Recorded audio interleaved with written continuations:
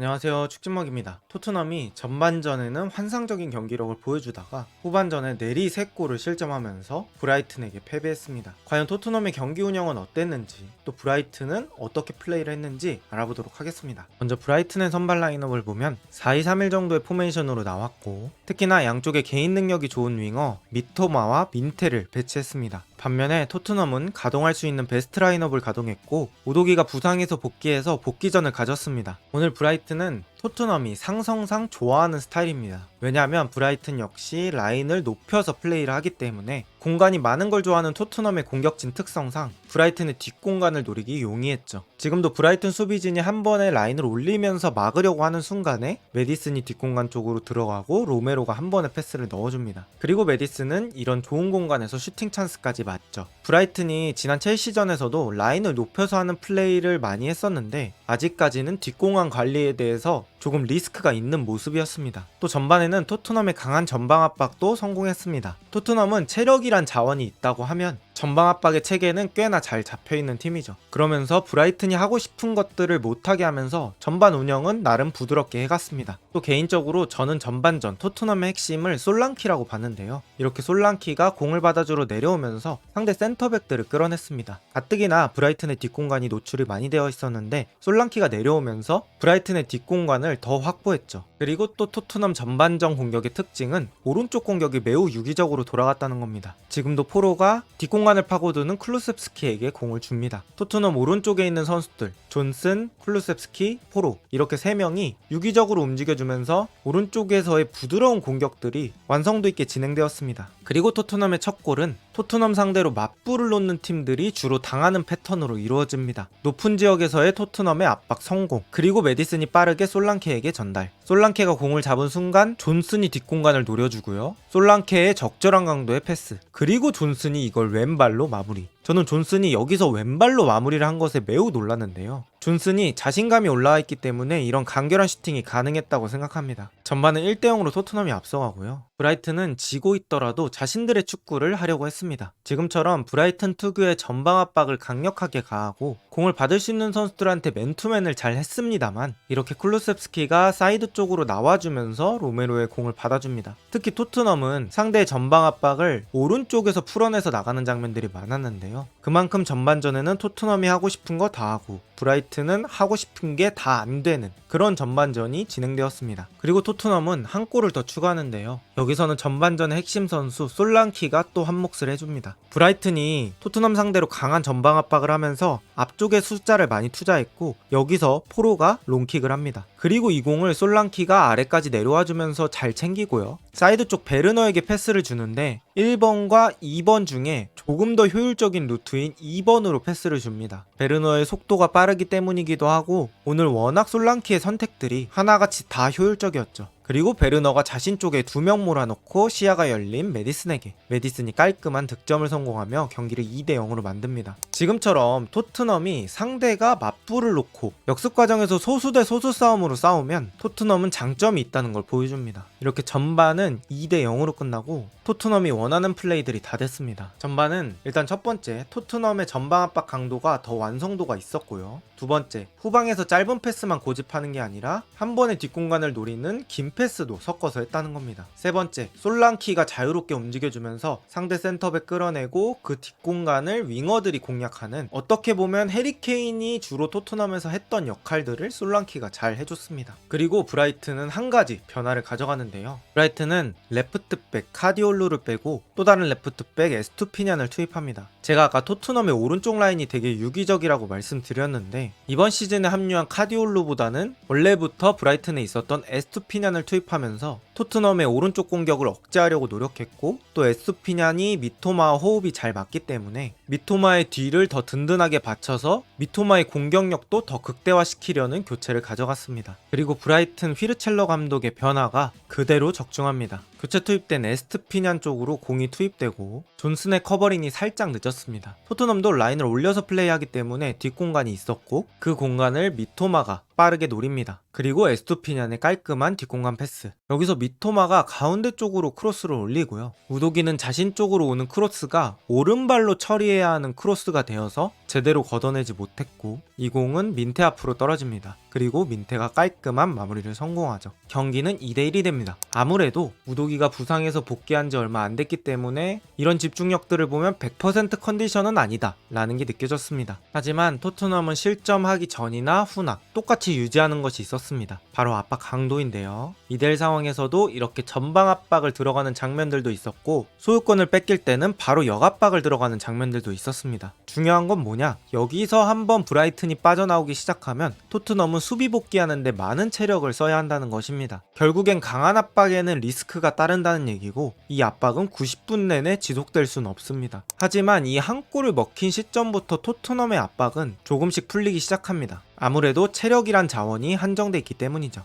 그리고 토트넘 선수단 전체적으로 눈에 보이지 않는 체력 감소가 시작되었고, 그것들은 집중력에서 차이를 드러내기 시작합니다. 지금도 브라이튼이 교체한 쪽에서 성과를 보는데요. 왼쪽 윙어 미토마를 안쪽으로 집어넣고 그 공간을 왼쪽 풀백 에스투피냔이 높게 올라가 줍니다. 그리고 에스투피냔이 미토마에게 패스. 이때 로메로의 집중력이 흐트러졌고 미토마를 너무 자유롭게 놔줬습니다. 그리고 미토마가 루터에게 패스. 여기서 우도기가 협력 수비를 펼치면서 루터를 밀어내는데, 또 이게 공교롭게도 밀리면서 반더벤 뒤쪽으로 컨트롤이 되고 오히려 주발인 왼발을 쓸 수 있는 상황이 됩니다. 그리고 깔끔한 왼발 슈팅을 성공시키는 루터입니다. 경기는 2대2가 되고요. 실점 장면을 보면 토트넘의 자잘한 미스들도 있었고, 브라이튼이 교체한 왼쪽 풀백 자리 에스투피냔 쪽에서 계속 성과가 나오기도 합니다. 또 이 우도기가 밀어낸 게 교묘하게도 루터의 슈팅각을 만드는 효과를 불러일으키죠. 이런 거 보면 브라이튼에게 승리의 기운이 또 따라주는 것도 있었습니다. 그리고 브라이튼의 세 번째 골은 완전히 토트넘의 집중력 부재로 들어갑니다. 이건 역시 토트넘의 체력 문제를 얘기 안 할 수 없겠죠. 토트넘 수비 3명이 둘러싸고 있는 상황에서 루터에게 우당탕탕 돌파를 허용하고, 그리고 뒤늦게 따라가 보지만 루터가 넘어지는 크로스를 차단하지 못합니다. 게다가 이 크로스가 올라가는 순간에 로메로나 포로는 공만 보고 있었지 웰백에 대한 대비를 하지 않았습니다. 그리고 또 브라이튼이 어렵게 올린 공이 웰백의 머리 앞으로 도착하며 웰백이 득점을 성공합니다. 그리고 경기는 3대2가 되고 토트넘은 결국 이 스코어를 역전하지 못하면서 패배하게 됩니다. 오늘 경기를 정리해보면, 일단 첫 번째, 브라이튼이 잘한 건 부정할 수 없습니다. 브라이튼 감독의 전반전 끝나자마자 교체인 왼쪽 풀백 교체가 아주 큰 효과를 봤고요. 또 전술적으로 전반전에 토트넘한테 완전히 졌기 때문에 멘탈이 나갈 수도 있었는데 그런 것들을 잘 잡아서 후반전에 나왔다고 봅니다. 또 두 번째는 토트넘의 강한 압박 강도 유지인데요. 압박이라는 건 체력이 있다면 당연히 강한 압박을 수행할 수 있습니다. 하지만 선수들의 체력은 무한하지 않죠. 눈에 띄지는 않지만 이 압박이 선수들의 체력을 고갈시키게 만들고, 또 이런 것들을 보완하기 위해서 압박의 빈도를 줄인다든지 아니면 분 단위로 압박의 계획이 있던지, 혹은 교체로서 선수들의 체력을 채워줘야 합니다. 하지만 토트넘의 첫 교체는 79분일 만큼 교체의 타이밍이 늦었고, 그런 것들이 토트넘의 집중력에 영향을 미쳤다고 생각합니다. 그리고 마지막은 오늘 그냥 토트넘이 좀 안 되는 날이라고 생각합니다. 물론 브라이튼 잘했고 토트넘이 집중력 이슈 있었지만, 또 공이 흐르는 상황들을 보면 승리의 기운이 브라이튼 쪽으로 많이 향했다고 생각합니다.